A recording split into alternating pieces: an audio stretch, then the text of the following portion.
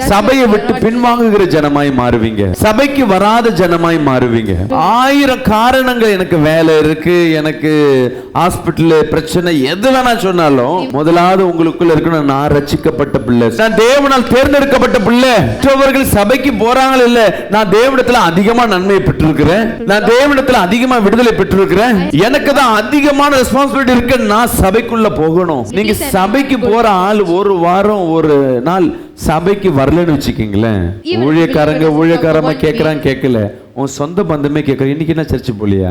உலகத்துல நீ போயிட்டே இருக்கிற வரை கண்டுக்க மாட்டாங்க, ஒரு நாள் நிக்கும் பொழுது கேள்வி கேட்பாங்க, ஏன் இன்னைக்கு போல?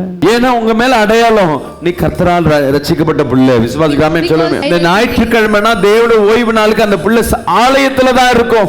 நல்ல கவனிங்க, என்னென்ன வேலை ஓய்வு நாள்ல நீங்க ஆரம்பிக்கிறீங்களோ, எந்தெந்த வேலையை ஓய்வு நாள்ல செய்றீங்களோ, எதற்காக ஓய்வு நாள்ல அந்த நேரத்தை ஒப்பு கொடுக்குறீங்களோ, ஒரு நாள் அது நஷ்டத்திலையும் அது துன்பத்திலையும் உண்டு பண்ணும். ஐயோ, எனக்கு ஞாயிற்றுக்கிழமை தான் வேலை வருது பாஸ்டர். நீங்க ஞாயிற்றுக்கிழமை உட்கார்ந்து இருப்பீங்க, அந்த இருக்கிற வருமானத்துக்கு அங்க இருப்பீங்க, கடைசியில அந்த வருமானத்தை ருசி பார்க்க முடியாது. அந்த வருமானத்துக்கு ஆசைப்பட்டு என்ன பண்ணுவாங்கன்னா, அந்த ரட்சிப்பை மறந்து, தனக்கு இருக்கிற ரெஸ்பான்சிபிலிட்டி மறந்து, கொடுக்கப்பட்ட கட்டளைகளை மறந்து, நியாயங்களை மறந்து என்ன பண்ணுவாங்கன்னா அந்த வேலைக்கு போவாங்க. ஆரம்பம் நல்லா இருக்கும், பாருங்க, அதுல வந்த பணம் உங்களுக்கு பிரயோஜனமாய் மாறாது.